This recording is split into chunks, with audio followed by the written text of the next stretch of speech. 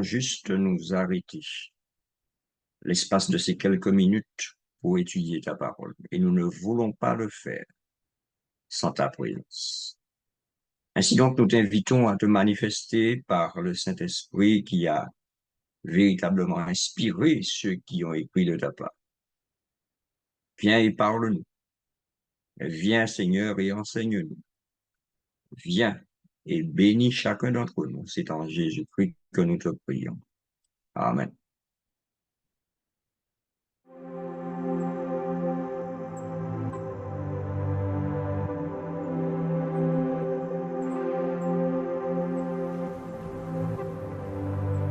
Dieu souverain,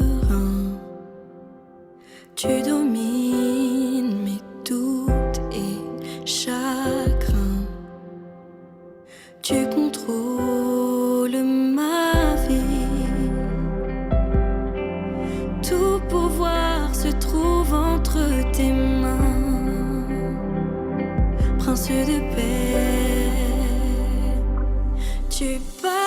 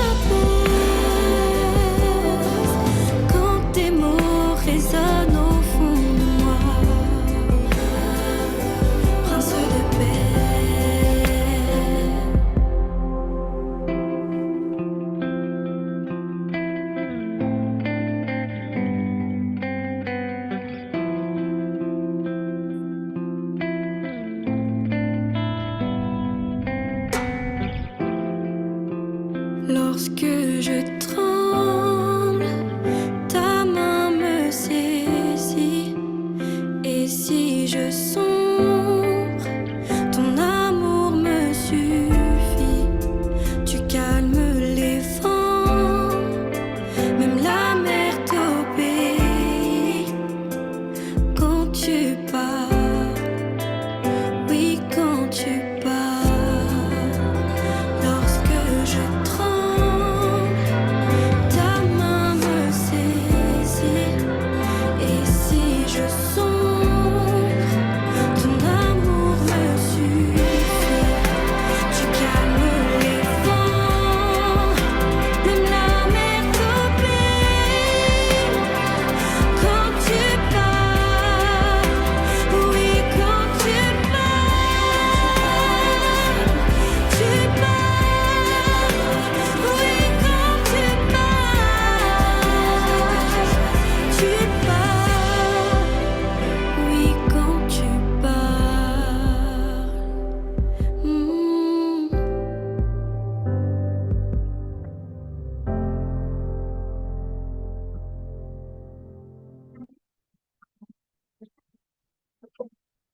Oui, quand le Seigneur parle, nous devons être à son écoute.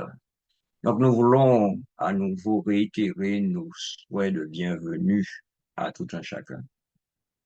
Ce moment au cœur de la parole est un moment qui permettra à tout un chacun de pouvoir simplement se réapproprier le texte biblique. Et nous voulons garder à l'esprit que c'est une opportunité pour chacun. Donc, nous avons des amis avec nous d'accord, au cercle d'études bibliques. Nous avons sûrement des personnes qui voudraient se replonger dans la parole de Dieu. Nous avons d'autres qui voudraient se fortifier. Donc, nous vous proposons, en tous les cas, au travers de ce cercle d'études bibliques, au cœur de la parole, de pouvoir ouvrir la parole de Dieu chaque dimanche soir pendant quelques minutes, entre 18h30 et 19h30, pour que nous puissions ensemble cheminer. Et ce soir, nous voulons débuter ce cercle biblique avec la question: comment Dieu parle-t-il à ses créatures? Puisque nous disons que Dieu parle encore. Le chant de Mirella le disait, nous sommes convaincus que Dieu parle encore. Il s'avère que ce qui est important pour chacun, c'est de garder à l'esprit que le Seigneur, il parle de diverses manières. Et nous allons donc partager avec vous cette étude biblique et faire en sorte que véritablement nous puissions tirer, je dirais, la quintessence même de cette parole que le Seigneur a mise à notre disposition. Donc, je vous inviterai à être attentif à ce qui sera projeté, mais en même temps, gardez à l'esprit que vous avez la parole de Dieu avec vous, puisque nous allons la partager tout au long de ces quelques minutes. Comment Dieu a-t-il parlé dans le passé? Nous nous rappelons, nous avons vu que dans Job 33, d'accord, le texte qui a été lu tout au début, que Dieu parle de diverses manières. Alors, nous devons savoir que dans le cheminement biblique, Dieu, il parle directement, comme il l'a fait au ciel, comme il l'a fait dans le jardin d'Éden ou dans d'autres occasions. Dieu peut parler aussi de d'autres manières. Quand on prend l'exemple du jardin d'Éden, rappelez-vous que lorsque l'homme pêche, Dieu vient et Dieu lui pose la question: où es-tu? Dieu s'adresse directement à Adam. Dans Exode 3 au verset 14, Dieu s'adresse à Moïse et il dit à Moïse, en réponse à la question de Moïse, puisqu'il dit à Moïse: tu vas devoir aller dire à Pharaon de laisser partir mon peuple, et donc tu vas dire au peuple que moi je t'envoie vers lui. Et Moïse dit: mais comment je vais dire cela au peuple? Et il dit, la Bible nous dit, je vous invite à regarder avec moi dans le texte d'Exode, le chapitre 3 et le verset 14, c'est juste ce verset que je vous invite à lire. Le Seigneur, c'est lui qui parle au verset 14. Et ce qui est intéressant, puisque je parle de Dieu, justement, qui parle, il dit à Moïse: je suis celui qui suis. Et l'Éternel ajoute, il continue à parler à Moïse en lui disant: c'est ainsi que tu répondras aux enfants d'Israël. Celui qui s'appelle Je suis m'a envoyé vers vous. Là, Dieu s'adresse à Moïse directement. Mais il s'adresse à Moïse dans ce que nous appelons, dans le langage biblique, une théophanie. C'est-à-dire qu'il s'adresse à Moïse, mais Moïse entend cette voix. Il entend cette voix. Et rappelez-vous, l'expérience d'Exode 3 nous ramène au buisson ardent. Donc Dieu, il est dans ce buisson qui brûle, mais qui ne se consume pas, et sa voix se fait entendre à Moïse. On appelle ça une théophanie, c'est-à-dire une apparition de Dieu sous une forme. Mais Dieu, il parle aussi au travers des visions, au travers des songes. Est-ce que quelqu'un pourrait me donner un exemple où Dieu parle au travers de visions ou de songes? Daniel. Daniel. Daniel, c'est l'un des exemples, effectivement, les plus connus de la parole de Dieu. Quand Dieu apparaît à Daniel en songe pour lui montrer la statue de Nebuchadnezzar et lui révéler l'histoire de l'humanité. Donc Dieu parle au travers des visions et des songes. Dieu parle par l'intermédiaire des anges. Rappelez-vous les anges qui sont venus voir Abraham, les anges qui sont venus voir Lot. Ben, c'était pour transmettre un message de Dieu. Dieu parle aussi par les prophètes, puisque les prophètes, ce sont ses envoyés. Donc les prophètes sont là en tant qu'intermédiaires et ils transmettent le message de Dieu. Mais ce qui est intéressant, c'est que la parole de Dieu nous dit que Dieu a aussi parlé. Après avoir parlé de diverses manières, il a parlé comment? Est-ce que vous connaissez ce texte? C'est un texte qui se Alors, trouve dans Hébreu. Il y a quelqu'un qui voulait parler? oui, en fait, c'était pour savoir est-ce que tu pouvais reprendre la question, s'il te plaît.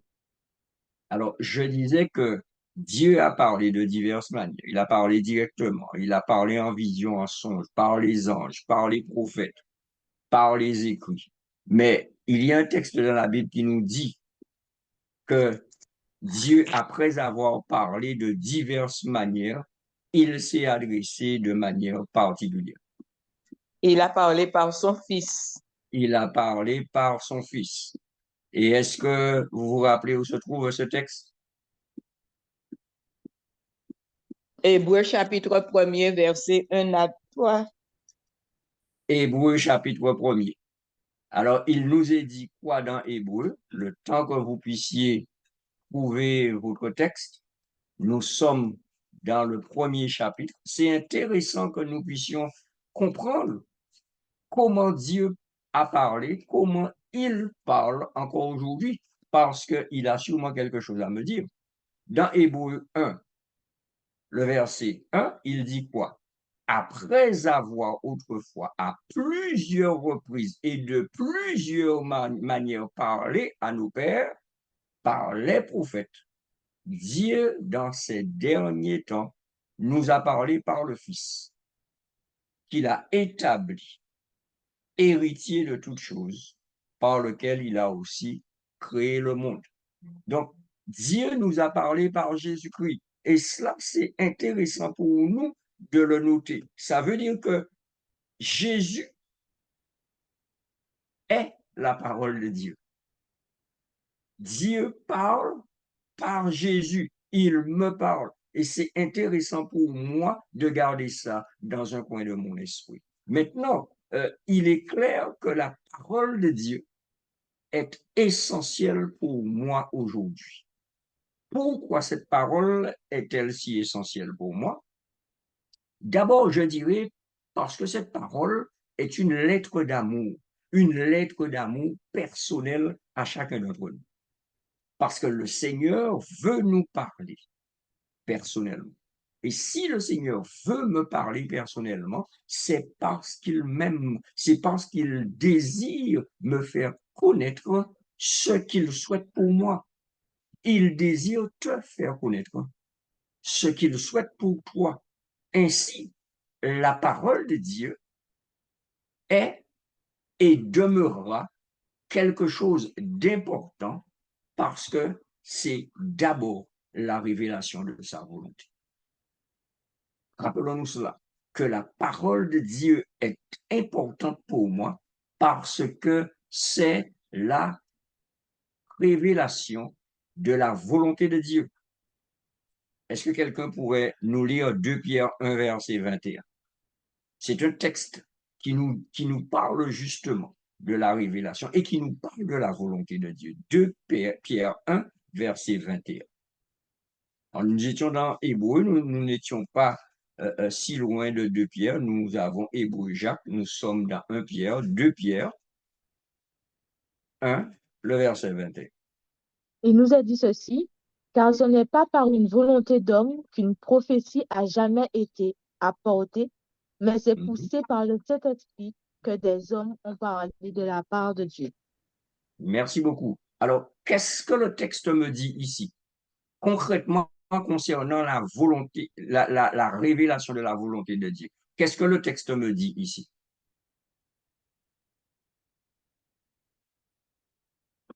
Est-ce que le texte ne me dit pas que ce ne sont pas les hommes qui ont décidé?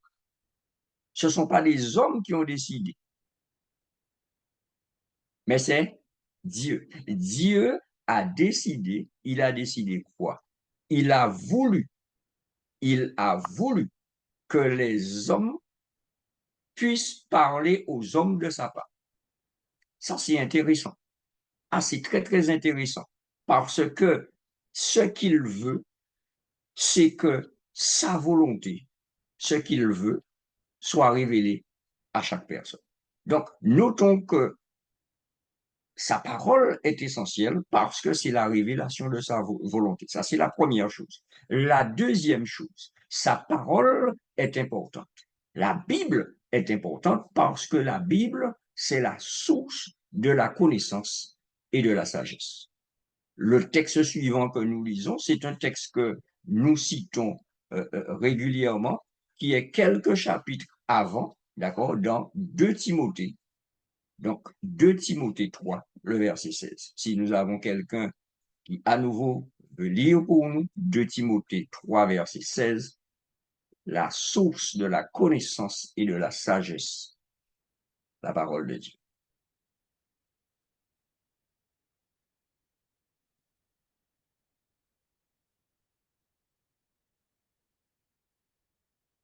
Le texte nous dit quelque chose d'intéressant ici. Ah, il n'y a pas de lecteur. S'il n'y en a 2 pas. Timothée 3, 13 nous dit ceci. Si nous sommes infidèles, il demeure Non, non. fidèle. Car 2 Timothée 3, 16. autant pour vous. Ouais. Yes. Il nous a dit, toute écriture est inspirée de Dieu et utile pour enseigner, pour convaincre, pour corriger, pour instruire dans la justice. Je Et tu continue. peux continuer? Oui. Afin que l'homme de Dieu soit accompli et propre à toute bonne œuvre. Merci. Alors, qu'est-ce que le texte nous dit ici concernant la notion de source de connaissance et de sagesse? Qu'est-ce que le texte me dit ici? À quoi me sert la Bible? À quoi me sert la parole de Dieu? Pourquoi est-elle essentielle pour moi?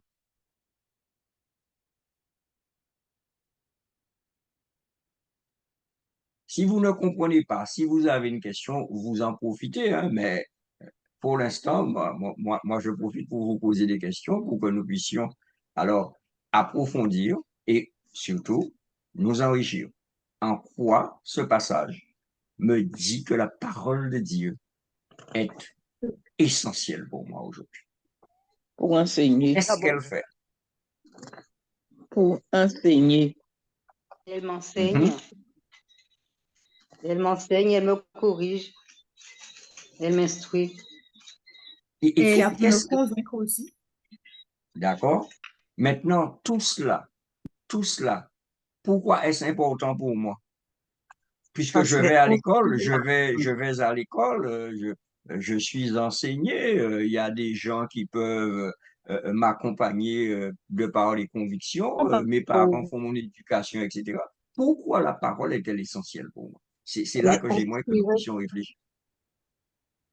Parce que Elle est inspirée dans la justice. il y a 2 personnes qui parlent en même temps. Parce que l'écriture est inspirée.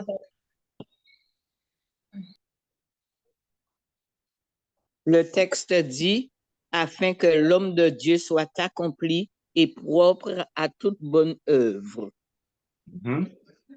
Et qu'est-ce que ça veut dire en langage simple? Qu'est-ce que ça veut dire en langage simple? Que je sois accompli. Pour me parfaire, pour que je devienne parfaite en Dieu. Alors, vous allez noter ici qu'il y a 2 notions qui sont importantes. Je l'ai souligné avant la lecture. C'est la connaissance. Dieu, dans sa parole, va m'apporter la connaissance nécessaire.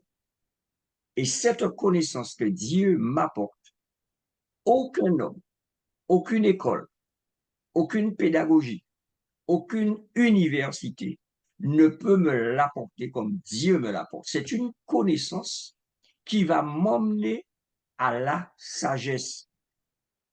C'est-à-dire que ce que Dieu va m'apprendre dans sa parole me servira à pouvoir faire les bons choix dans toutes les situations de ma vie. Est-ce que c'est clair pour tout le monde?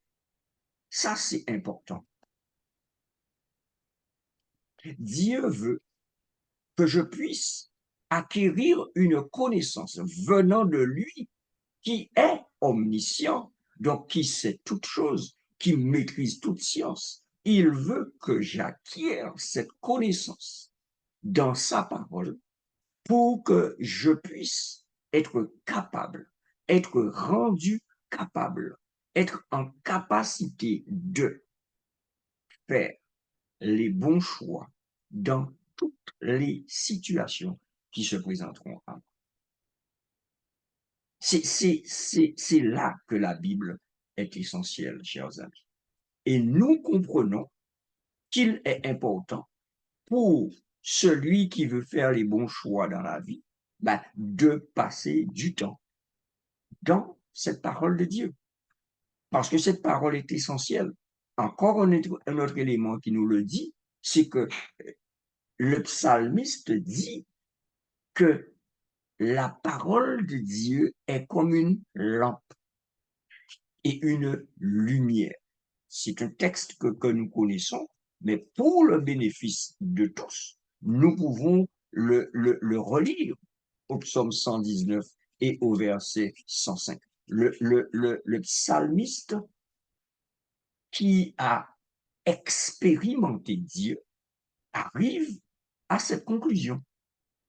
Ta parole est une lampe à mes pieds. Mais pas seulement une lampe à mes pieds, elle est aussi une lumière sur mon sentier. Si je dois expliquer cela à un petit enfant qui, voilà, n'a pas tout le vocabulaire que j'ai, comment je peux lui expliquer cela?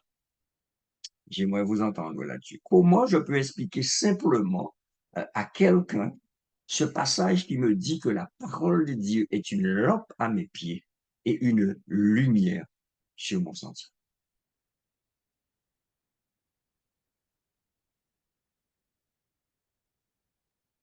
Je dirais que je marche pas dans le noir.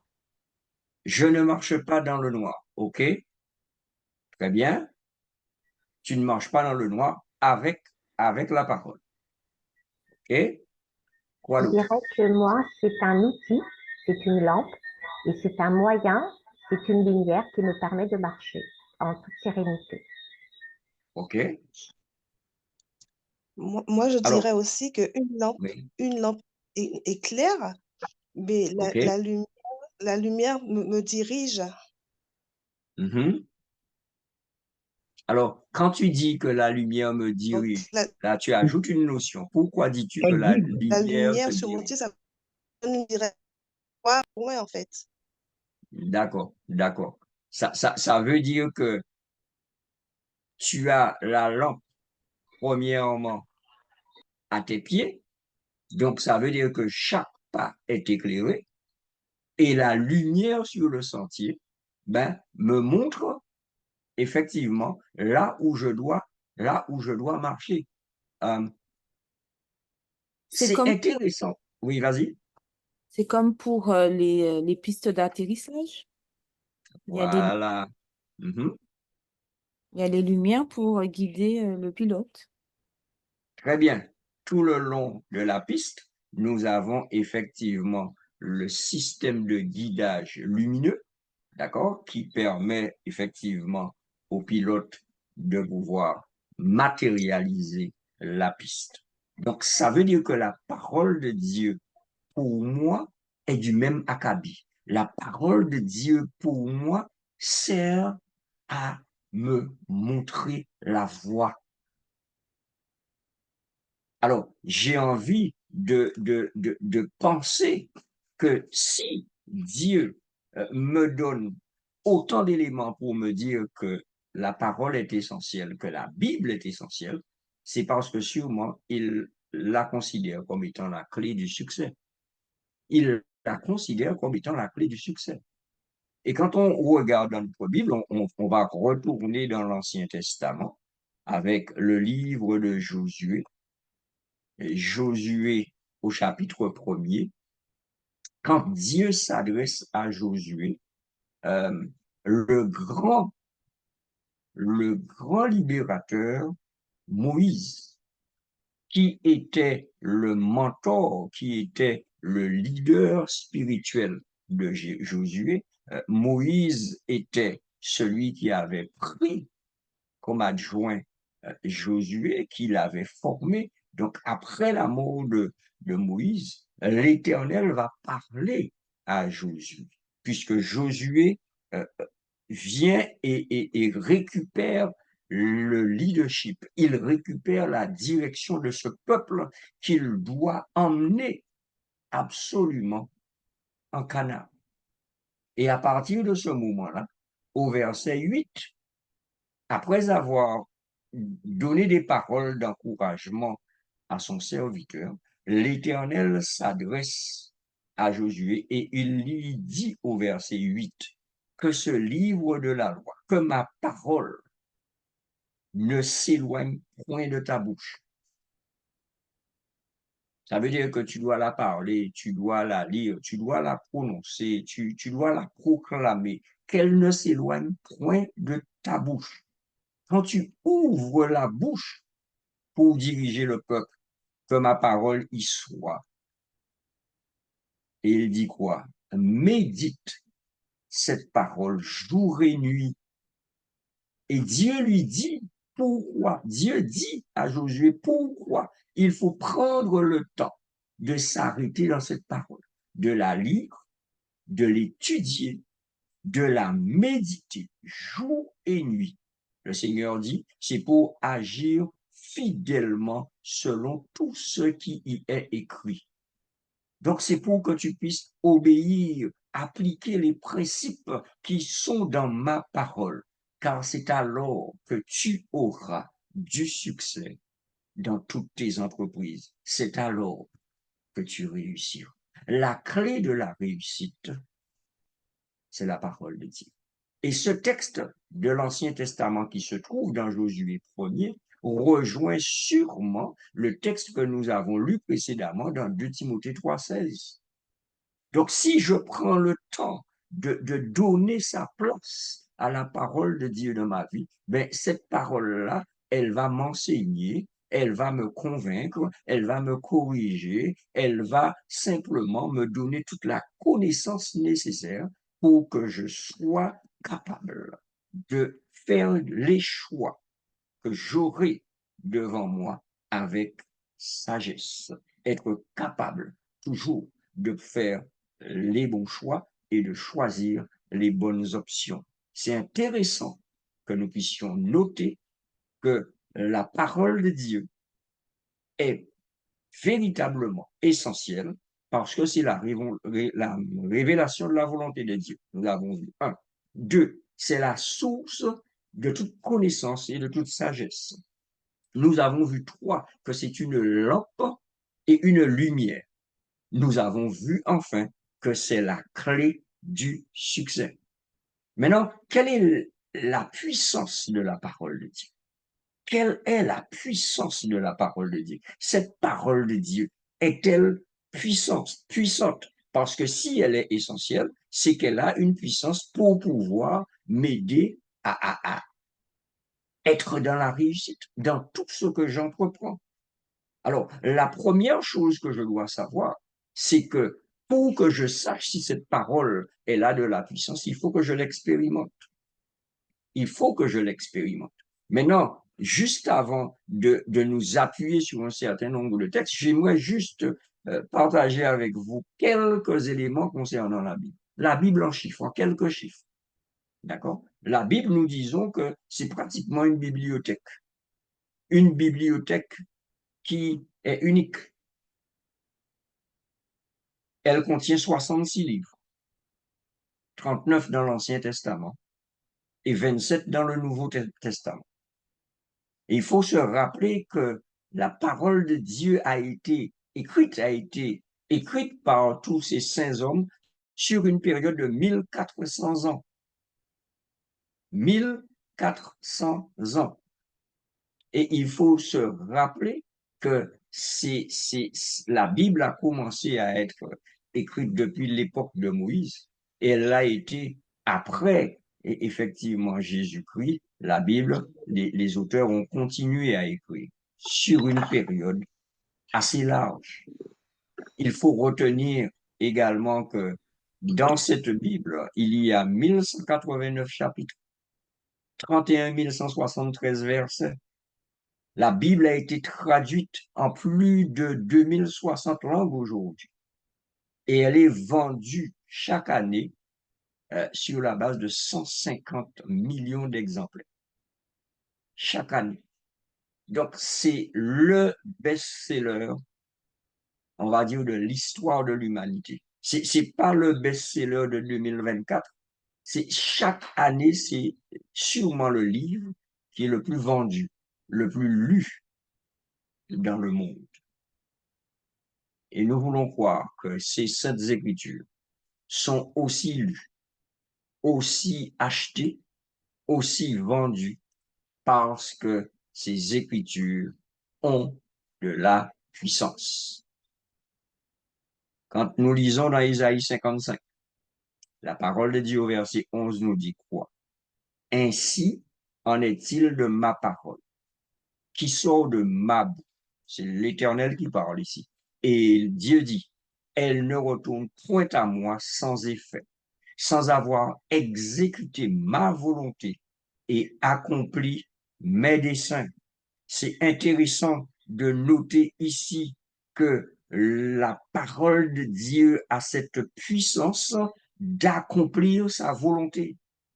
D'accomplir sa volonté. C'est ce que Dieu nous dit ici, que sa parole ne retourne point à lui sans effet. Lorsque tu prends le temps de lire la parole de Dieu, lorsque tu prends le temps de méditer la parole de Dieu, cette parole ne te laisse pas insensible et cette parole te pousse à donner une réponse à l'amour de Dieu.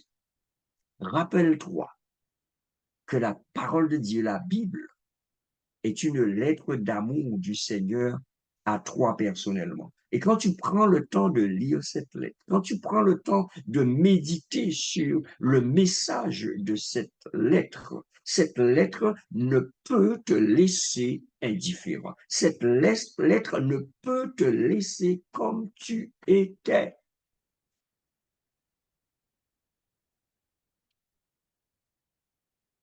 Elle accomplit la volonté de Dieu. Deuxième élément, la parole de Dieu, selon Hébreux 4, verset 12, a aussi un autre impact. Quand nous lisons ce verset, je vous laisse le temps de lire, je peux lire à haute voix. Le texte d'Hébreux 4, verset 12 nous dit, « Car la parole de Dieu est vivante et efficace, plus tranchante qu'une épée quelconque à deux tranchants, pénétrante jusqu'à partager âme et esprit, jointure et moelle. Elle juge les sentiments et les pensées du cœur. » Quelle puissance a cette parole ici, selon vous? J'aimerais que nous puissions partager ici, que cette parole, elle est vivante et efficace. Comment? Elle est plus tranchante qu'une épée à double tranchant. OK? Elle est capable de partager âme et esprit, jointure et moelle. Oh! Et elle juge les sentiments et les pensées du cœur. Quelle est la puissance de cette parole, selon vous?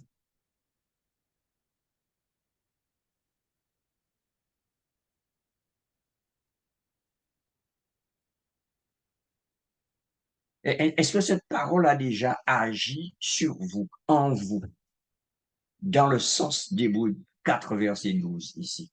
Quelle est la puissance de cette parole?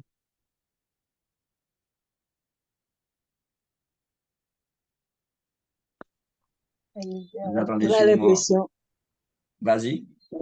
oui, non, je voulais simplement dire qu'on a l'impression que sa puissance, c'est la puissance de tremblement de terre qui passe, qui secoue, qui va démonter certaines choses, qui va, voilà, c'est vraiment, on a Ouais, vraiment l'impression que c'est un tremblement de terre qui passe, voilà. OK, OK. Ouais, pas mal l'image, pas mal l'image. Quelqu'un d'autre? Quelle est la puissance de cette parole sur toi, dans ta vie? Quel impact a-t-elle? Elle transforme. Elle transforme. Elle transforme à quel niveau? À tous les niveaux, puisque c'est marqué, moi, les jointures, à tous les niveaux. OK.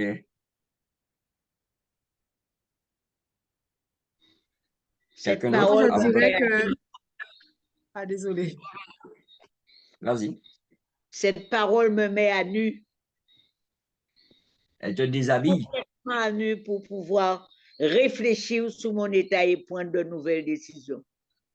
OK. Cette parole me fait pleurer, Mhm. pleurer, debout pour me trouver à quatre pattes après, pour pleurer au pied de Jésus. OK. Et à ce moment-là, j'ai une transformation qui se produit en moi. Amen. Amen. OK. Quelqu'un d'autre? Moi, je dirais qu'elle est capable de créer, en fait, ce qui n'est pas encore en nous. OK.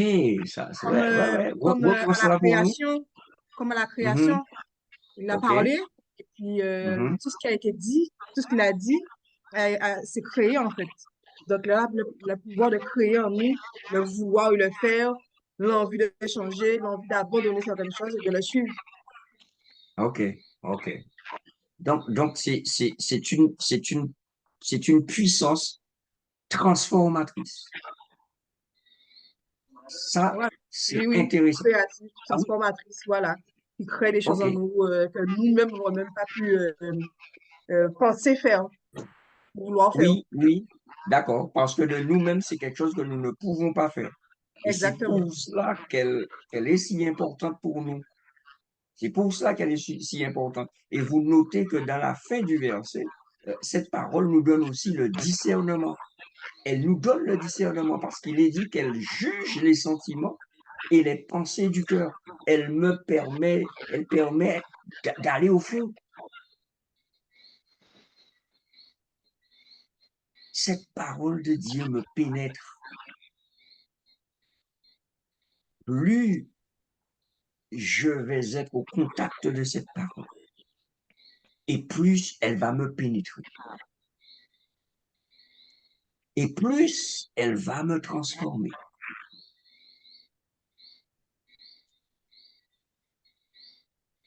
Cette parole de Dieu est aussi une nourriture pour notre âme. Le Seigneur lui-même a dit dans Matthieu 4, verset 4, j'ai mis les textes à la fin par gain de temps. Mais Matthieu, vous pouvez prendre les notes et noter que dans Matthieu 4, 4, il nous est dit que Jésus parlant dit que l'homme ne vivra pas de pain seulement, mais de toute parole qui sort de la bouche de Dieu. Comment vous comprenez ce texte-là simplement? Si vous devez m'expliquer ce texte-là simplement, en prenant une image ou peu importe, comment vous comprenez cette déclaration de la parole de Dieu, cette déclaration de Jésus, la parole vivante? L'homme ne vivra pas de pain seulement, mais de toute parole qui sort de la bouche de Dieu. Je dirais que nous avons besoin de nourriture pour vivre, en fait. Eh bien, spirituellement, c'est pareil, nous avons besoin de la parole de Dieu pour pouvoir survivre spirituellement dans le combat qu'on mène chaque jour, dans nos difficultés, dans nos faiblesses. C'est la parole de Dieu qui va nous éclairer sur les voies, les décisions que nous devrons apprendre. Donc, en fait, je pense que c'est ça. Donc, c'est une nourriture, tu dis comme la nourriture Pour l'âme, physique, voilà. L'âme, mais c'est la nourriture de l'âme. l'âme, D'accord. la nourriture de l'âme, la nourriture pour qu'on puisse pouvoir ne pas abandonner, en fait, parce que c'est dans Mhm. les Écritures qu'on va trouver après que, comme on dit, la parole est une lumière. Elle va nous éclairer sur nos voies, sur tout ce qu'on va entreprendre, en fait. Parce que l'homme, quand on te dit que on vient connaître Dieu, en fait, on est une nouvelle créature en Jésus-Christ. On n'est plus charnel, on est spirituel. Donc là, on a besoin Mhm. de choses spirituelles pour pouvoir survivre. Très bien, très bien. Donc, c'est pas, je prends cette nourriture de temps en temps, Exactement, c'est chaque jour, c'est quotidiennement. c'est quotidiennement. Alors, j'ai envie de vous poser une question qui sera peut-être pratique. Comment vous vous alimentez? Comment alimentez-vous physiologiquement quand vous devez prendre vos repas? Vous mangez comment dans la journée? Il y a Bon, des je gens sais qui pas prennent moi. pas de petit déjeuner, par exemple, Matin, midi et soir. matin, midi et soir, OK? Je pense D'accord? que tu veux dire qu'il faut prendre son temps, il faut pas y aller vite parce que manger vite, c'est pas très bon. Oui, mais c'est de cela, et c'est de cela que nous devons absolument nous inspirer. C'est-à-dire que quand je mange comment? Alors, quand je dis comment, c'est comme tu viens de dire, est-ce que je mange à la va-vite? Ça, c'est une chose, mais je mange comment? C'est-à-dire, je mange quoi? D'accord? Est-ce que le matin, je mange le même repas que le midi? Et si je mange le soir, est-ce que c'est le même repas? Non, C'est C'est varié, divers, c'est c'est varié. varié, d'accord? Et ça c'est répond aussi à équilibré. un certain nombre de besoins, d'accord? Que nous disent les scientifiques concernant le petit déjeuner, par exemple? De riche, copieux, le plus Voilà, important. donc c'est le repas le plus important de la journée. Et nous disons, il faut manger comme un Ouais. roi au Un petit roi. déjeuner. D'accord. Donc il faut que ça soit riche. Pourquoi? Parce que c'est le repas qui va nous donner tous les nutriments pour la partie la plus active de notre journée. Est-ce que vous êtes d'accord avec cela? Oui. Parce que c'est pendant ces heures qui vont suivre le petit déjeuner que nous allons sûrement fournir les efforts les plus importants. Je parle pour la personne qui a une journée normale, pas forcément la personne qui va peut-être travailler le soir, vous comprenez très bien, mais quelqu'un qui va travailler là, qui commence le matin et qui travaille la journée, ben ces heures-là qui vont suivre le repas vont être capitales.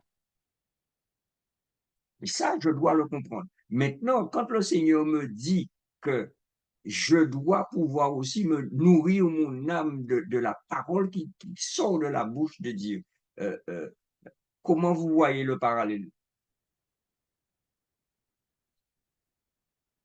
Comment voyez-vous le parallèle? Est-ce que ce n'est pas la même chose? Est-ce que nous ne sommes pas arrivés aujourd'hui dans un temps où il nous faut plus que jamais être bien nourris spirituellement? Parce que si on écoute ta réflexion, on a l'impression que par rapport au repas, si on fait l'analogie, ça voudrait dire quelque part que le matin, Mhm, nous ne pouvons pas partir sans avoir mangé de la parole et manger sérieusement. J'ai mhm. l'impression que c'est ce message-là que tu veux nous faire percevoir ici. Cette parole devrait être déjà utilisée le matin, ensuite à midi et le soir, mais il semble que le matin devrait être peut-être devrait être un temps beaucoup plus conséquent en alimentation, sachant que, d'après les infos que tu nous donnes, c'est le repas le plus important. Alors, c'est le repas le plus important. Ça, c'est une première chose. Mais dites-moi de vous à moi, où est-ce que vous pouvez le plus jouer sur votre temps pour donner Sûrement, du temps de qualité à Dieu? avec ça. Le Ça, je matin, vais me dire. Le matin au réveil. On va valider la le feuille. matin, Oui, c'est sûrement sur ce créneau-là de toute la journée que je peux le plus jouer pour avoir un temps de qualité et Ouais, avoir ouais, un là. bon petit déjeuner spirituel. C'est musique. Parce que le midi, c'est une période sandwich. C'est une période sandwich. On est coincé entre le moment de se nourrir physiologiquement, peut-être de se reposer un peu et de pouvoir reprendre l'activité. Et le soir, nous sommes en fin de journée et nous sommes plus battus par la fatigue que de dire que je vais prendre du temps de qualité. Donc, il faut absolument, c'est pour cela que j'insiste pour refaire le parallélisme entre le repas normal physiologique et le repas spirituel.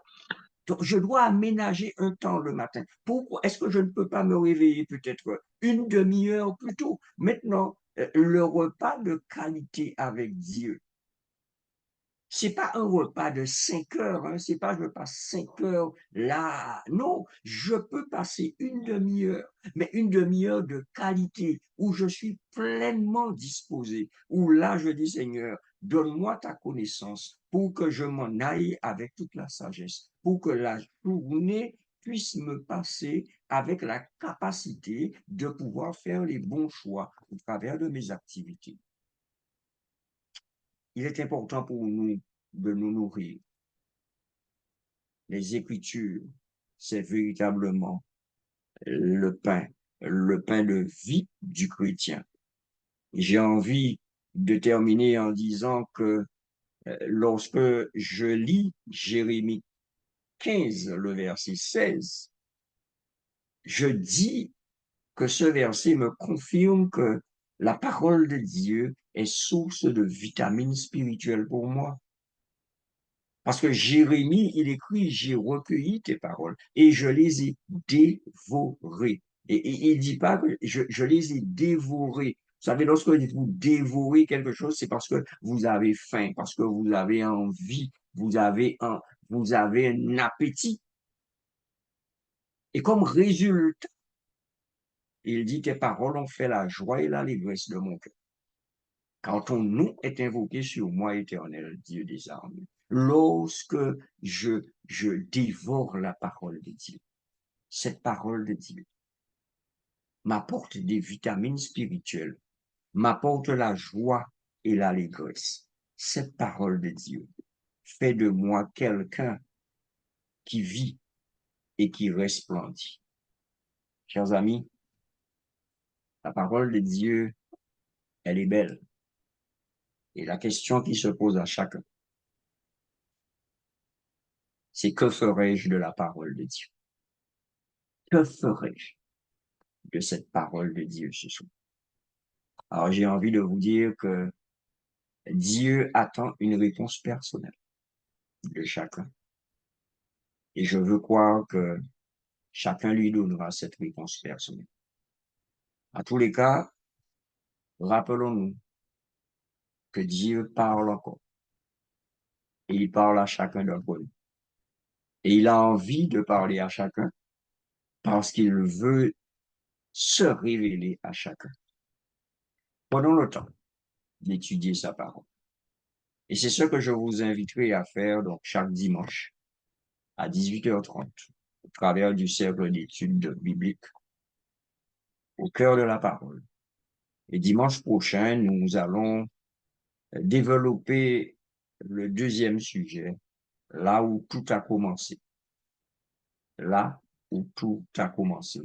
Je vous donne rendez-vous donc dimanche prochain à 18h30. J'aimerais terminer avec vous par la prière. Notre Père, notre Dieu, merci. Merci de nous avoir donné ces quelques minutes pour juste revoir ou voir l'importance de ta parole. Et alors que tu continues à nous parler encore, donne-nous d'être attentifs, encore et encore, pour entendre ta voix. Et Seigneur, gagner en connaissance, en sagesse, et surtout être connecté avec toi. Permets à chacun de prendre une résolution, une seule ce soir, et de pouvoir la mettre en application dès ce soir.